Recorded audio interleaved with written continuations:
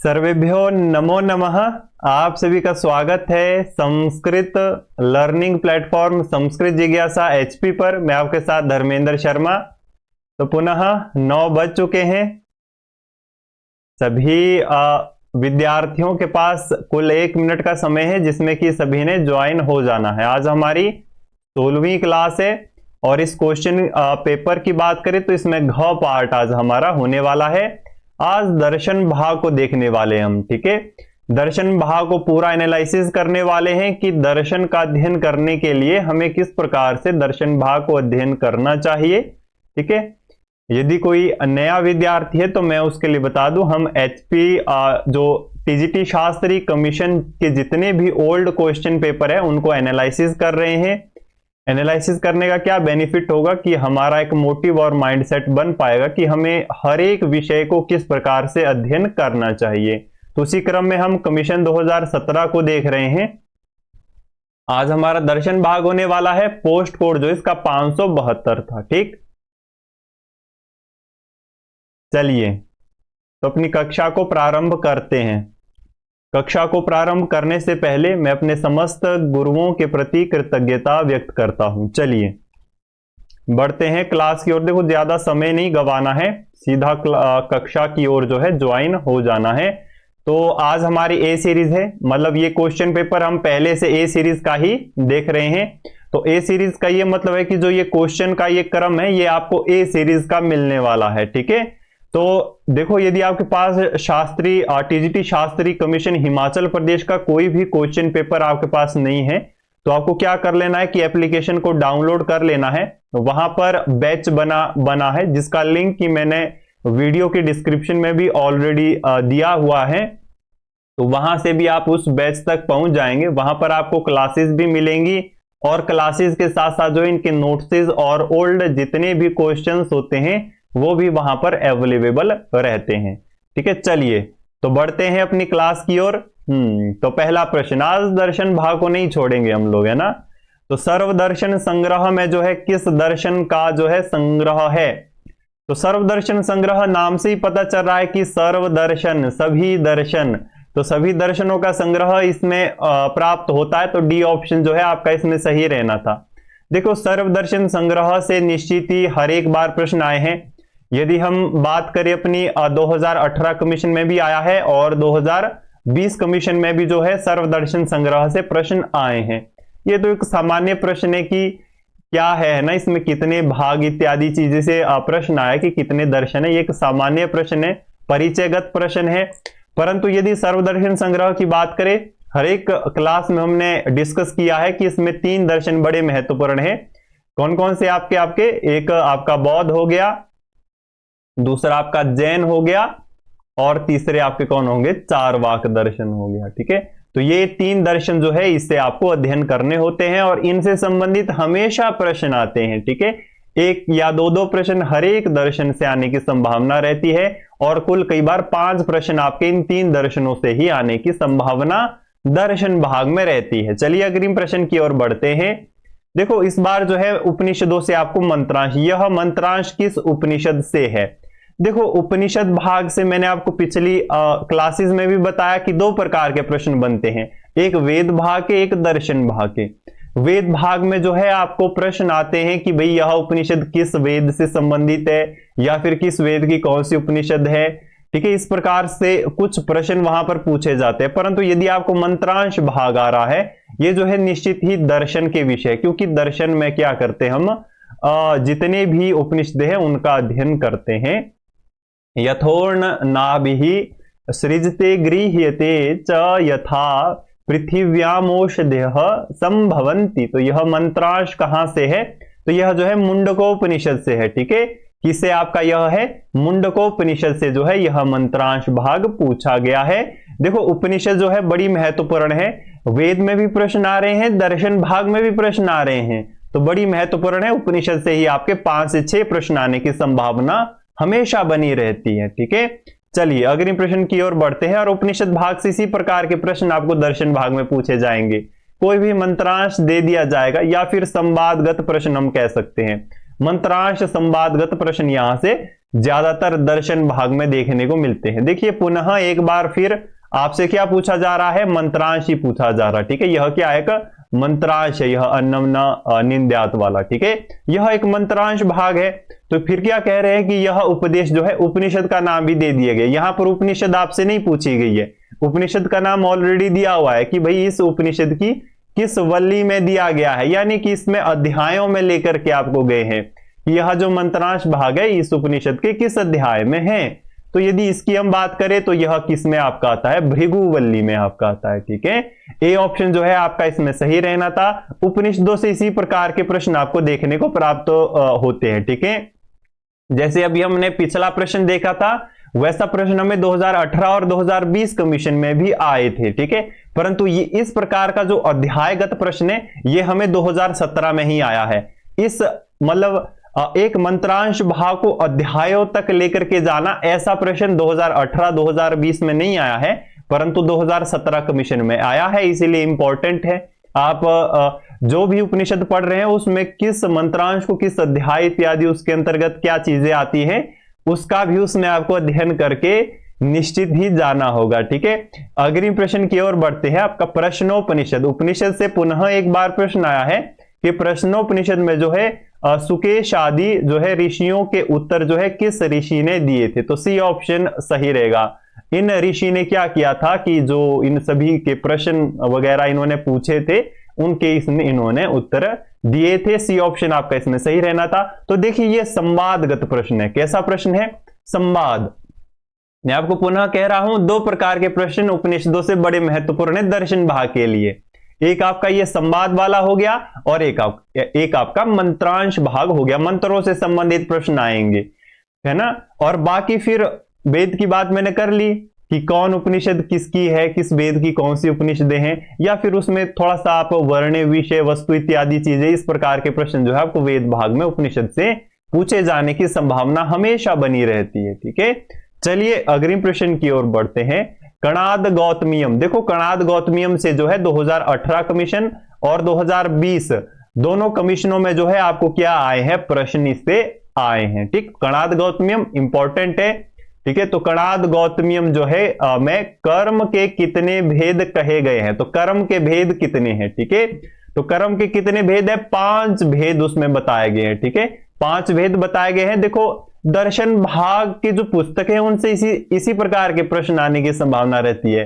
कर्म कितने हैं, द्रव्य कितने हैं, गुण कितने हैं, पदार्थ कितने हैं, हेत्वाभास कितने हैं, सन्निकर्ष कितने हैं, इस प्रकार के प्रश्न इसमें से आते हैं आप लोगों को, है ना। या फिर दर्शनों में, दो दर्शनों में जो भिन्न बातें हो रही है, कई में पदार्थ कितने मानते हैं, कई पदार्थ को कितना मानते हैं, इस प्रकार की जो भिन्न बातें होती हैं उससे संबंधित प्रश्न जो है दर्शन भाग में पूछे जाने की संभावना सबसे ज्यादा होती है। ठीक है, तो यह कणाद गौतमियम का था। पुनः अग्रिम प्रश्न भी आपका कणाद गौतमियम से ही आ रहा है ना। कणाद गौतमी जो है किस दर्शन की अधिकृत रचना है, तो किसकी है, मतलब इसे दर्शन पूछा जा रहा है। ठीक है, तो दर्शन में किसकी है, न्याय और वैशेषिक। आपको नाम से ही पता लग रहा है कि न्याय और कणाद गौतमियम, दो महर्षियों का नाम है कणाद और गौतमियम। कणाद किसके हैं, आपके वैशेषिक दर्शन के हैं, और गौतम किसके हैं, महर्षि गौतम न्याय दर्शन के। तो न्याय और वैशेषिक क्या है, यानी कि यह पुस्तक न्याय और वैशेषिक दर्शन को क्या करती है, आपकी प्रमोट करती है।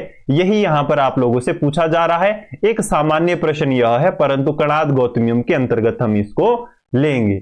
देखिए यह पुस्तक दर्शन की सबसे इंपॉर्टेंट पुस्तक कौन है, यही है। इसी से ही कई बार आपको 5 से 6 प्रश्न आने की संभावना कुल इसी पुस्तक से रहती है। इसका संबंध किस दर्शन से, आपका न्याय दर्शन से है। ठीक है, किससे इसका संबंध, न्याय दर्शन से आपका इसका संबंध है।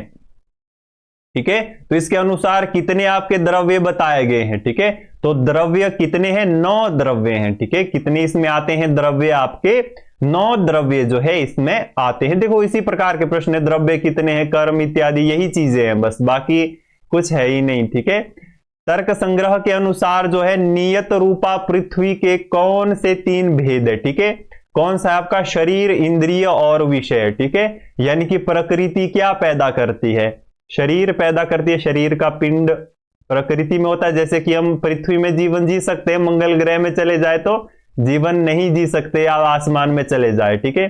तो पृथ्वी का व्यवहार है कि वह जीवन देने वाली है, ठीक। तो शरीर को उत्पन्न करती है, फिर शरीर में इंद्रियां होती है, फिर इंद्रियों से क्या करते हैं हम विषय ग्रहण करते हैं। यह क्या है, अनियत रूपा पृथ्वी के 3 भेद हैं, ठीक है। तर्क संग्रह मोस्ट इंपॉर्टेंट पुस्तक है, हमेशा इससे हर बार प्रश्न आते हैं, 5 सबसे ज्यादा प्रश्न इससे आते हैं, ठीक है।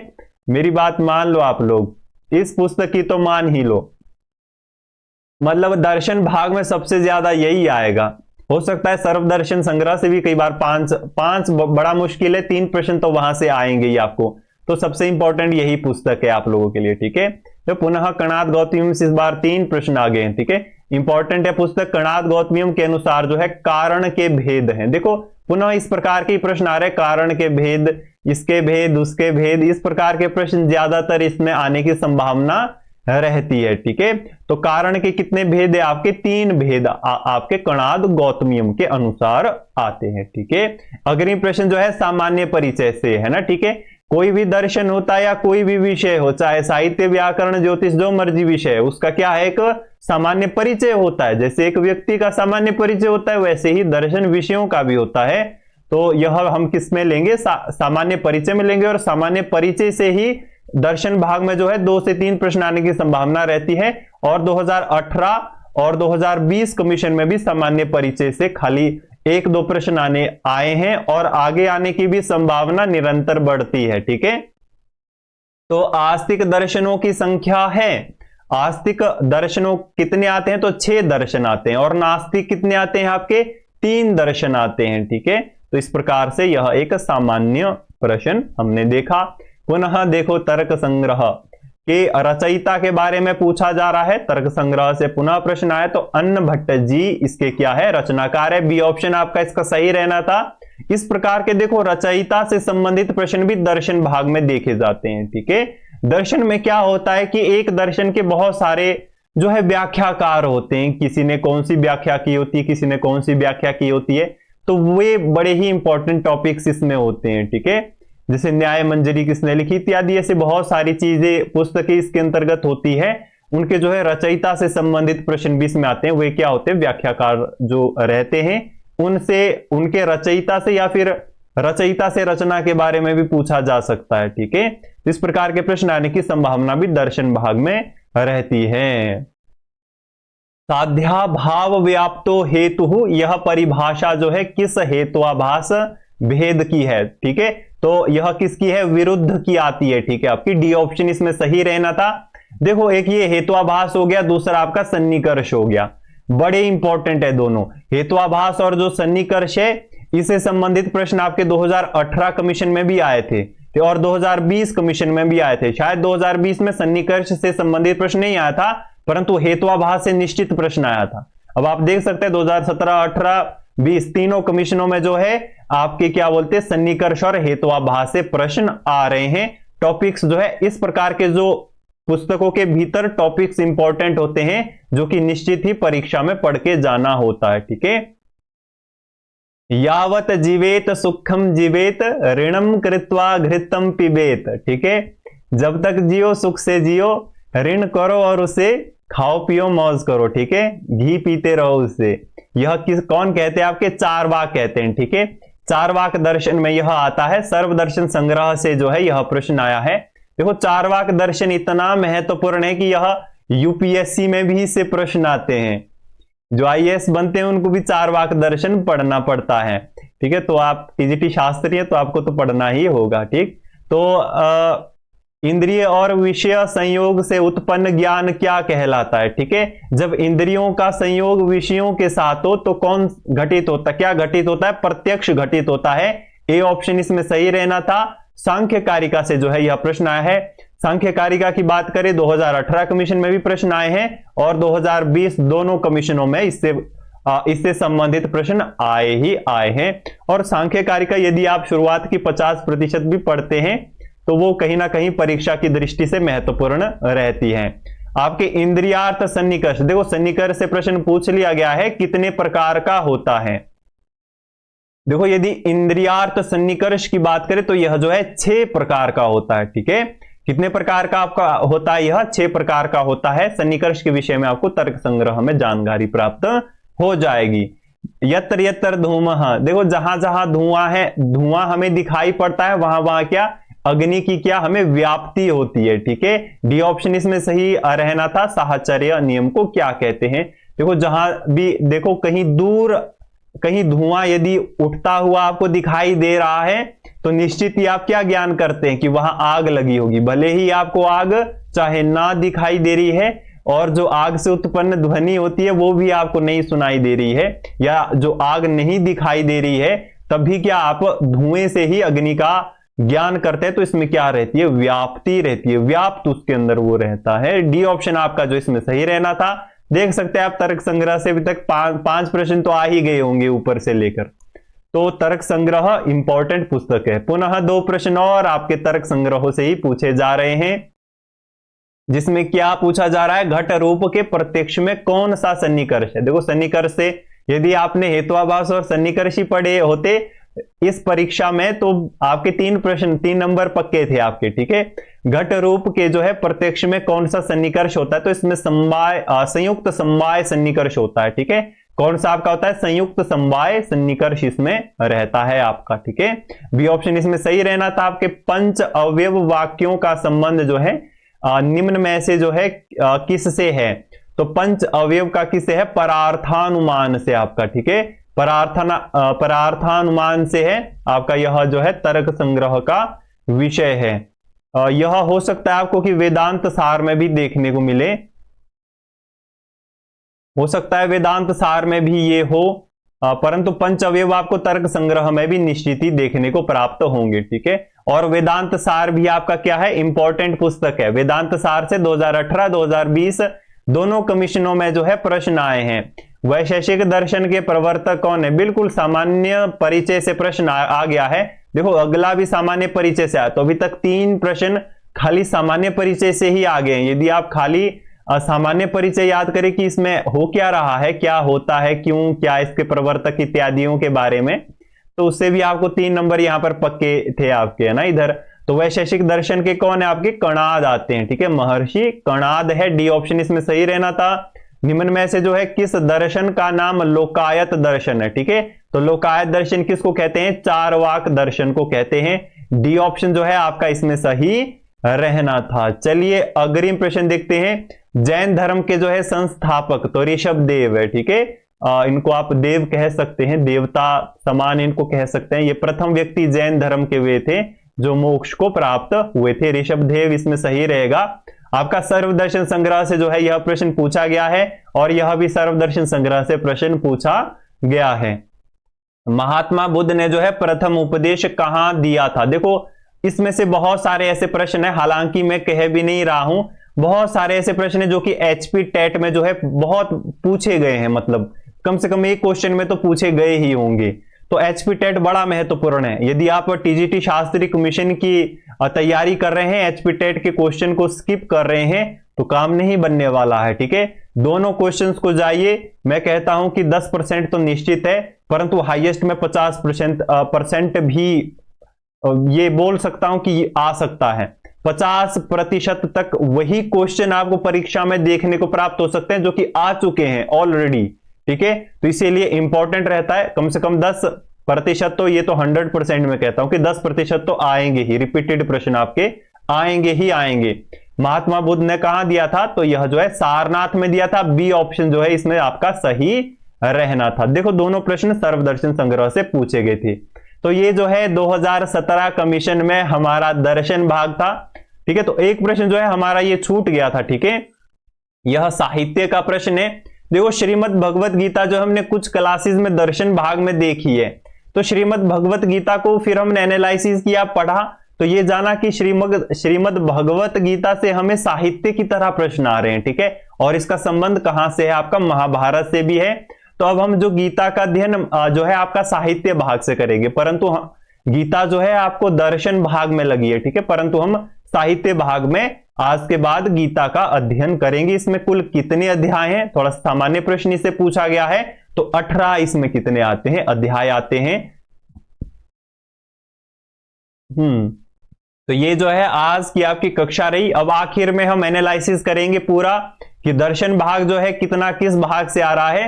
एक पूरा अपना माइंडसेट तैयार करेंगे कि कौन सबसे इंपॉर्टेंट पुस्तक रहती है दर्शन भाग में अच्छे मार्क्स ले आने के लिए। सबसे पहले देखो हम बात करें तो आपका यहां पर आप देख सकते हैं कि सर्व दर्शन संग्रह से जो है 4 प्रश्न, और देखो 8 प्रश्न। देखो यहां पर आप देख सकते हैं कि 22 में से 8 प्रश्न, 22 में से 8 प्रश्न आप लगा सकते हैं अनुमान, यानी कि 45% के तकरीब जो है आपका कुल इसी पुस्तक से पूछा जा रहा है। यदि इसको 100% माने तो आपका 45 के करीब करीब परसेंटेज बनेगी।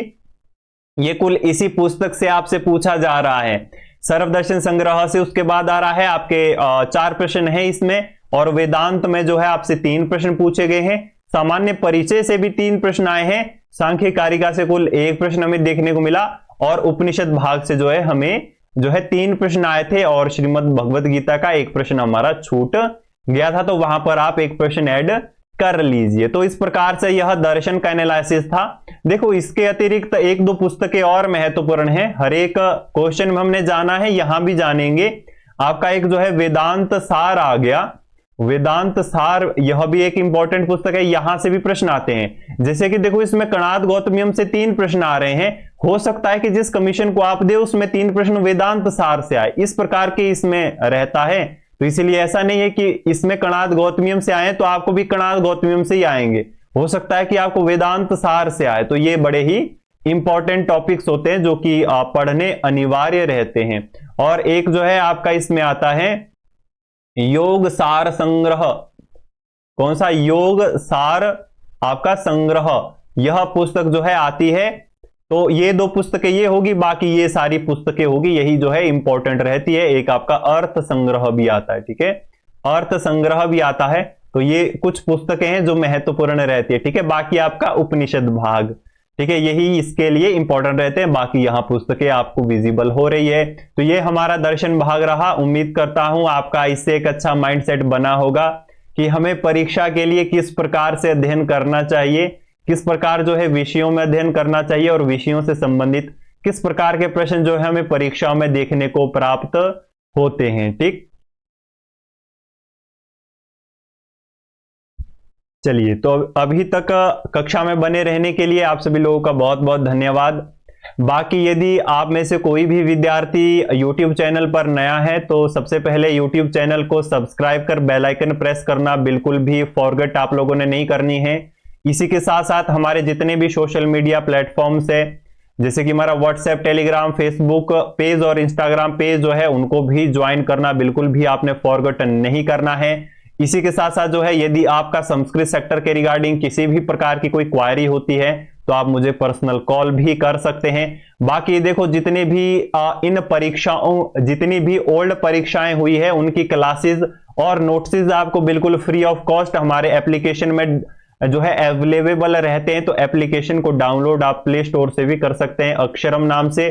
दूसरा, डिस्क्रिप्शन में सभी प्लेटफॉर्म्स के लिंक है, वहां से ज्वाइन करना आप लोगों को बिल्कुल भी फॉरगेट नहीं करना है। चलिए, तो कल पुनः आप सभी लोगों से मुलाकात होगी रात्रि 9 बजे। तब तक के लिए धन्यवाद। जय श्री राम, जय सनातन, जय भारत।